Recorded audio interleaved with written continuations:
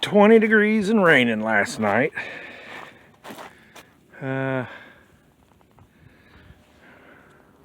Brought some more hay out. Came in the back way, and the sheep are all yelling over there, but they're not coming over here.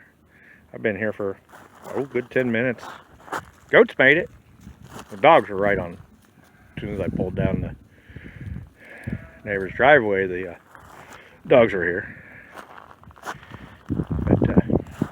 But yeah, goats made it over there. You can hear the sheep over there yelling. Oh, I see them coming down the path by the bridge. But yeah, bringing a couple bales, throwing in for them. Still doing my bale grazing, but you can see the pattern. And now I'm going in between. I just have 2 out here right now. I'm gonna put a couple more, run this line. Oh, there they come. But, yeah, we'll have to see. That field's all, yeah, I got the RAV4 out here. Don't tell Mom. Got the bales out there.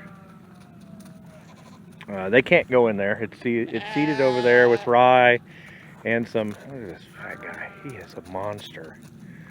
Almost want to keep him because of that, but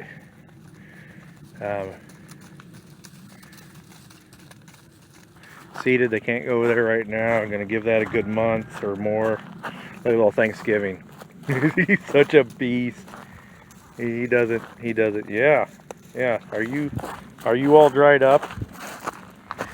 You all dried up? No, she is not dried up, but she's probably still letting him once in a while. But he doesn't hardly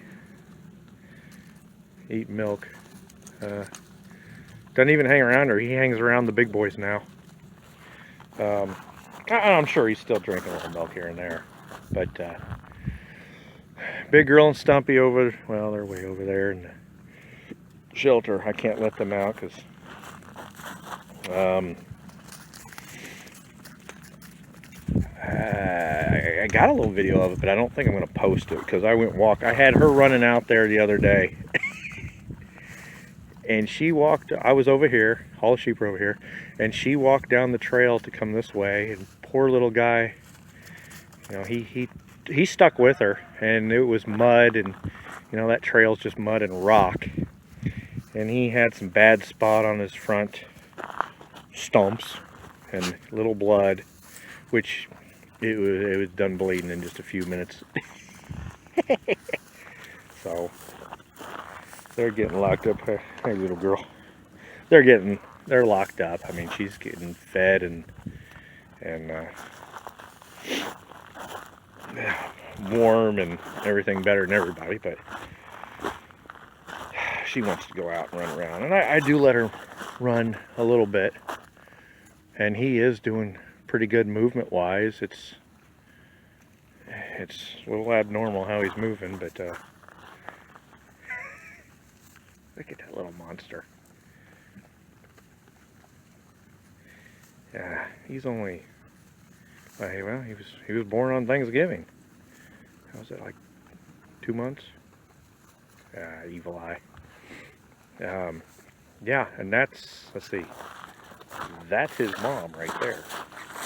Yeah, the little one. He's gonna be as big as, and Big Boy, which probably dead also, is her brother. So you know she's got big gene genetics in her somewhere.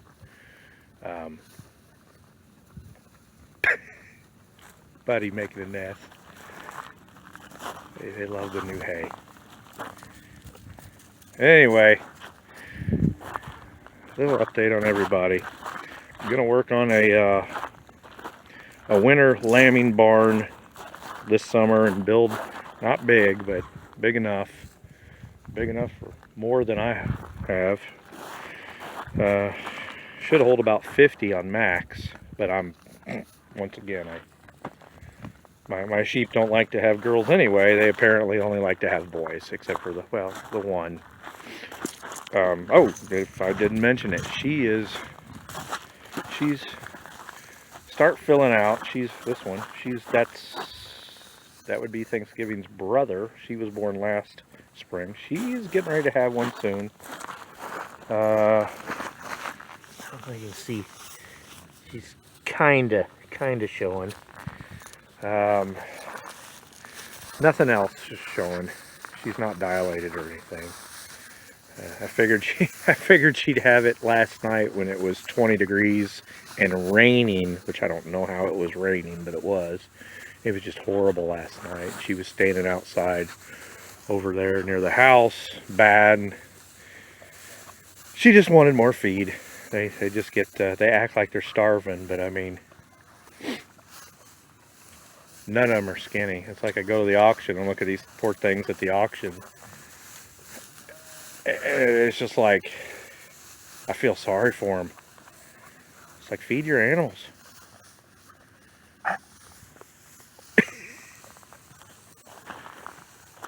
Dogs love it. I don't know. They're still, I mean, those are all still pretty thick from the other day when I put those down. Something's yelping over there.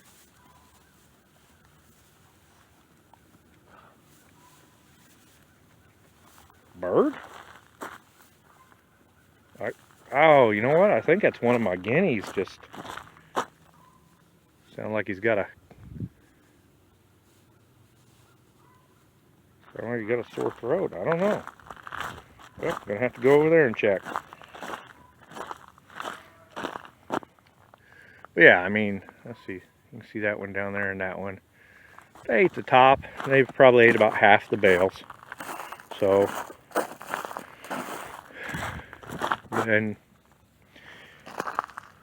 oh, and it occurred to me too, all this little stuff, the curly stuff that looks like Bermuda or crabgrass, and I think I said it in one of the videos, it looked like Bermuda. It's not. I started playing with it.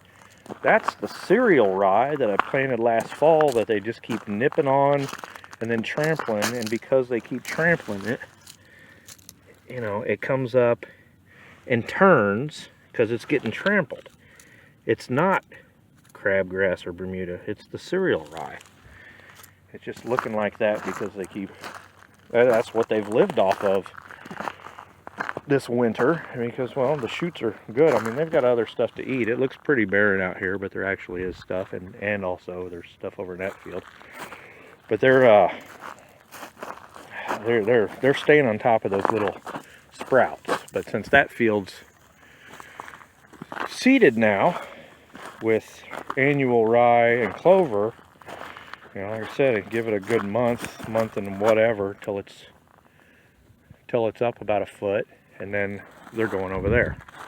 And then this is all getting seeded. Well, it's going to be seeded, and then I'm going to let them walk it for a week. See, it's like that green patch right there. That's all cereal rye. And it started coming up a little bit. I planted it late, October, I think. And it started coming up, and they were in here. I had them over there for a little while, but I let them back in here before it got really high. So they've just been beating on it, picking it, and the darn stuff has grown all winter. It's amazing.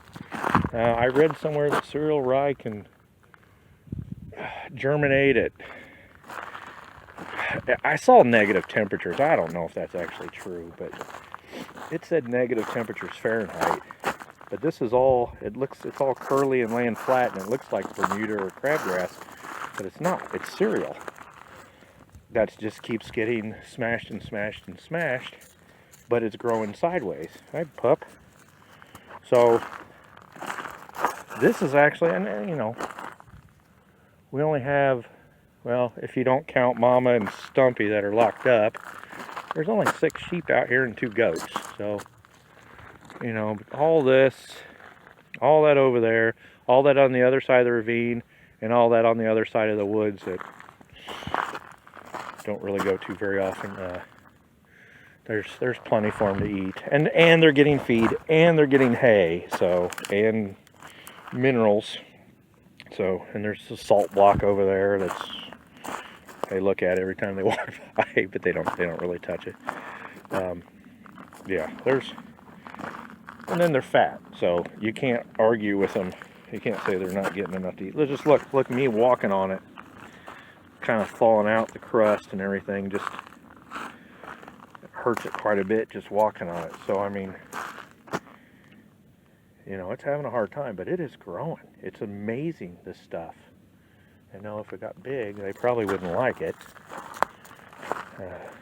But you know, sometimes you got to eat what you got to eat, and hopefully, with all the seed I'm going to plant this spring, put a couple 100 pounds of rye in an orchard and clover and vetch.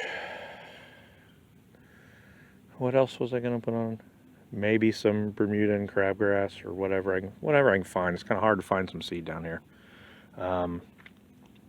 But hopefully this will be all green, and then next winter, you know, we'll try to get the rams away from them this time. We'll try to get them so they lay them in the late winter, early spring, and there'll be a barn over there, basically where the little sheep shelter is sitting right now. There's a flat pad that I cut out a year or so ago, and that'll be where the small barn goes. And it's going to be a very cheap small barn. In fact, I'm thinking about doing hoops, like greenhouse hoops, and doing white plastic so it's sunlight and get a little heat, not much, but a little bit of heat there during the winter from the sun during the day. It won't be insulated at all, so I mean that doesn't even matter. But that'll make it cheap, and then do that. By next winter, have a lot more ewes. I'm just going to start buying them up at the auction, and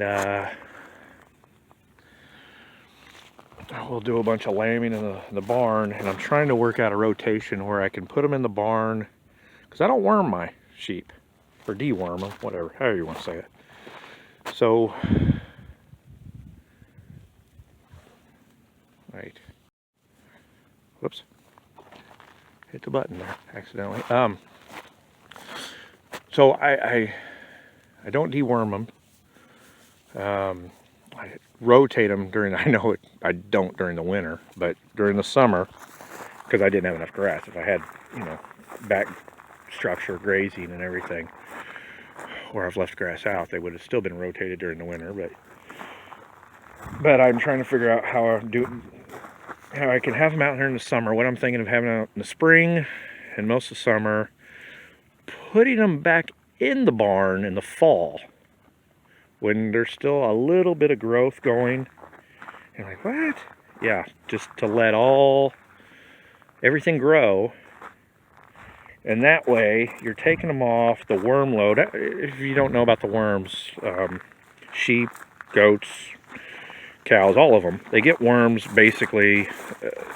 They eat them. The worms lay eggs inside their intestines. They poop them out. The worms hatch, and there's a big degree on temperature and humidity and all this other stuff. But the worms hatch, and they crawl a little bit up the grass, and then that's how they get them, and the new sheep and the same sheep and whatever, and they get them, and it's just a vicious cycle.